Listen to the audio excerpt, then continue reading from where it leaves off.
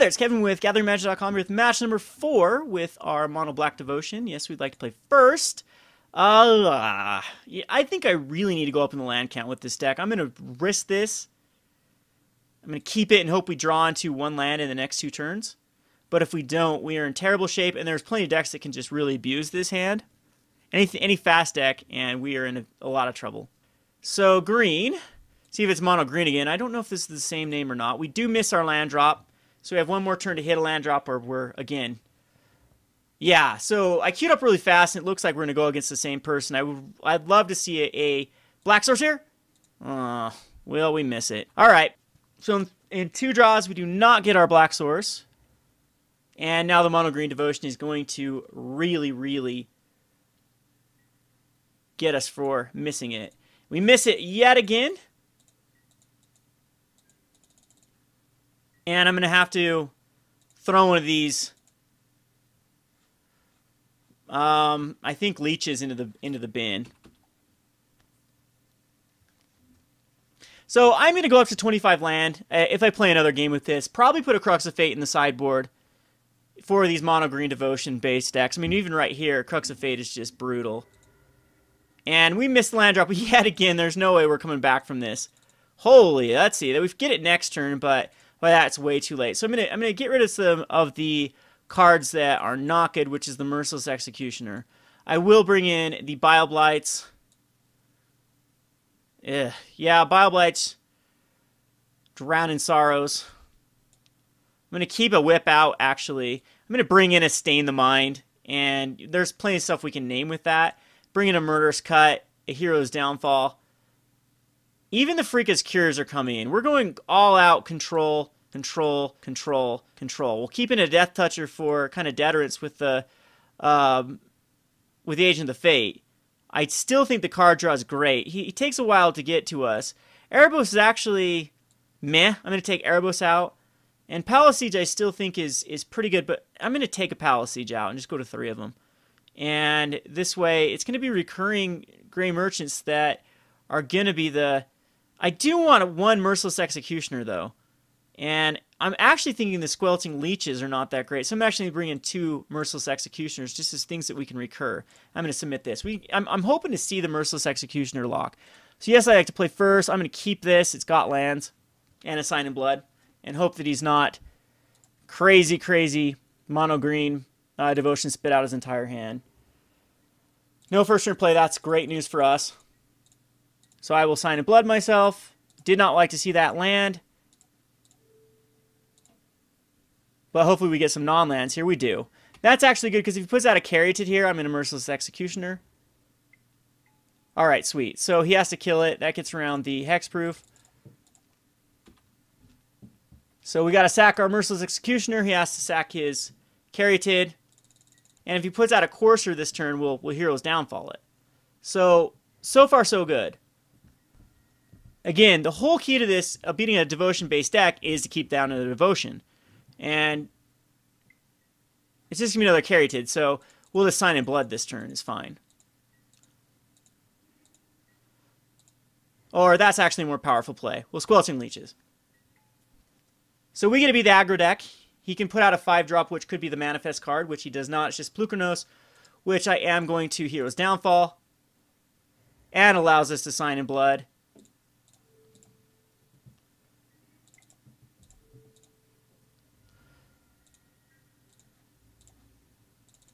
And he's down to a 14 with his devotion pretty much chopped very well. But he can cast that devotion card, the Manifest card, which he does get. But he is in kind of a bit of a pickle. I could actually double Drown in Sorrow, which I think I will do. Because it once again wipes his board.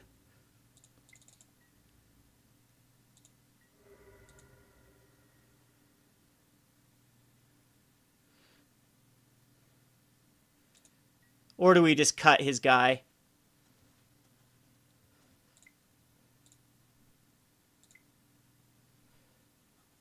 I'm just going to Hero's Downfall the Whisperwood. Yeah, that's fine. But he got value out of it.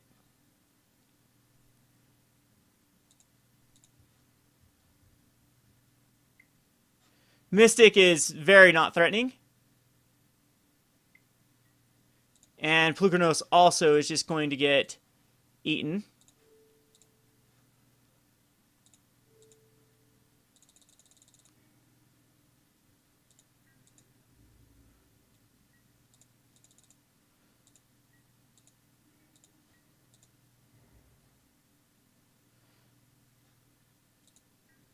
I could Drown in Sorrow. I'll keep it, though. Because we'll just get in for the Squelching Leeches. He'll block here with an Elvish Mystic. No. He doesn't block because he's got an Ugin that he's hoping for.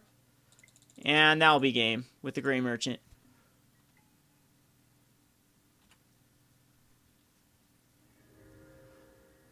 Okay, so sideboard. I like the Merciless Executioner, believe it or not. I thought it was a pretty good card. I'm going to keep it in. And probably regret my decision. The card I don't think I need is Agent of the Fates.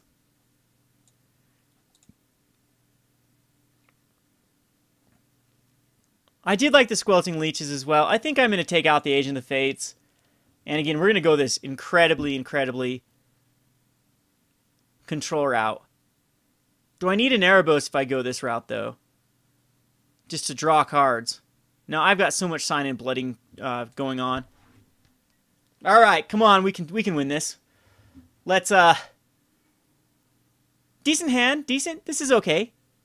Let's just hope he doesn't go crazy with Elvish Mystics and stuff. Tap land, that's not too bad. There's a Bile Blight for any turn 2 Caryatid. Or not Caryatid, excuse me, Voyaging Satyr, but it isn't, so he could get out a Polukranos, but we could Hero's Downfall. So this is looking good so far.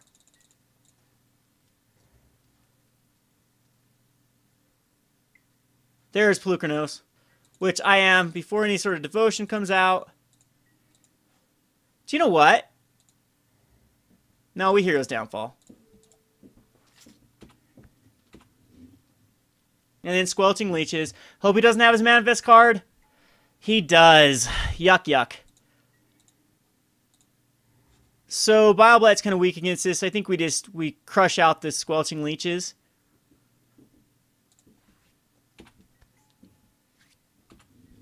And see if we can keep up. And he Crater's Closet. Yeah, that is definitely going to hurt. We need a Crux of Fate to be competitive. I don't think we can be competitive without the Crux of Fate. I will Drown in Sorrow this turn. This next turn, it will get rid of enough, I believe. And then we can still Murderous Cut, right? Yes, we can. So we'll be okay. Or I don't have a Drown in Sorrow. For some reason, I think I have a Drown in Sorrow in my hand. That's not good. We have a Bile Blight, which can take care of nothing. I can sign in blood for one. We have to Murderous Cut, though. I have to kill that Whisperwood. So, I'm going to sign in blood myself.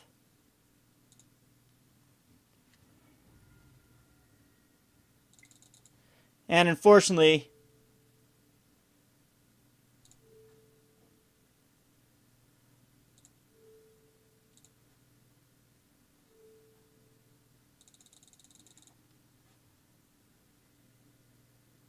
we'll kill off the Whisperwood, which takes down Devotion. He has these manifested cards, but if we do draw into that Drown in Sorrow, we should be okay.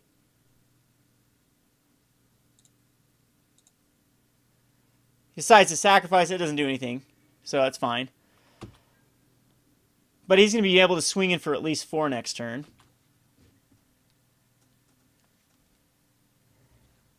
Gets that other land, which could mean big cards coming up through the Genesis Hydra. And that appears what's going to happen. Huge Genesis Hydra. Let's hope for the worst Genesis Hydra in the history of mankind. Genesis Hydra 5, which finds him most likely a Polukranos.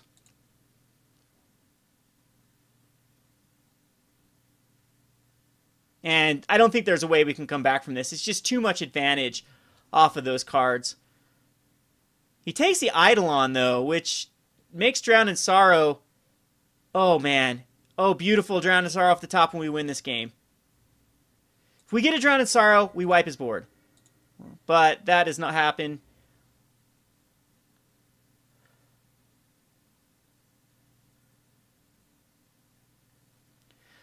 I can still try to get a Drown in Sorrow with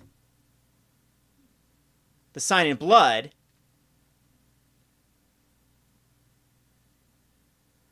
Bile Blight can take care of the Eidolon, but then we just completely died everything else. And we can Murderous Cut, and then again, I think that might be the right play. We'll just end up taking 5.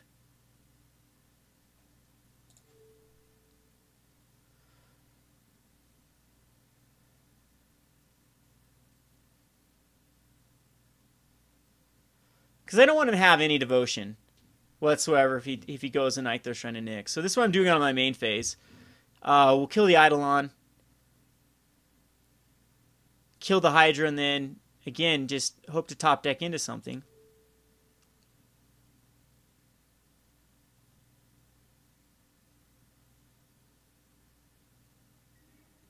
Can I still Sign in Blood? Depends on what these are. Because I can Sign in Blood for free right here, and I might as well do it. It's the only thing that can get me back in this. Squelching Leeches and a Murderous Cut.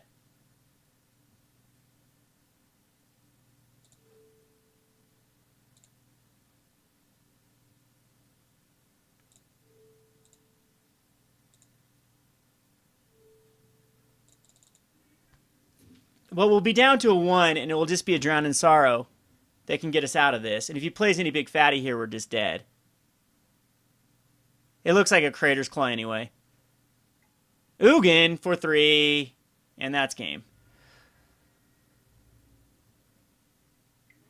Alright, I'm going to try to queue up really quick here. We're going to go up 1 land count, and I'm going to put a couple Crux of Fate in the sideboard here.